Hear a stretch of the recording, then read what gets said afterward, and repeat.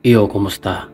Ako nga pala si Kuya Bruce TV, isang OFW dito sa Middle East at isa ring content creator. Pag-usapan muna natin ngayon ang mundo ng social media. Hindi natin may tatanggi na lahat ng mga tao ngayon ay sadyang nahook na o labis na paggamit ng cellphone o mga gadget nila. Masasabi nating maski matatanda ay ganoon na rin. Napakaingay na talaga ang internet ngayon. Ano nga ba ang mga dahilan nito?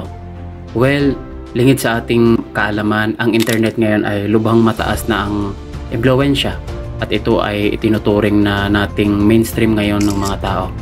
Ando na lahat yung mga balita, entertainment, educational at marami pang iba. Pero may mga certain topic na maaaring mabuting epekto sa ating mga tagapanood.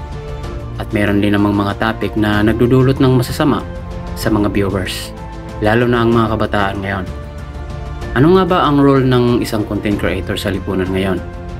Ano-ano nga ba ang mga struggles nila bilang isang public figure dito sa social media?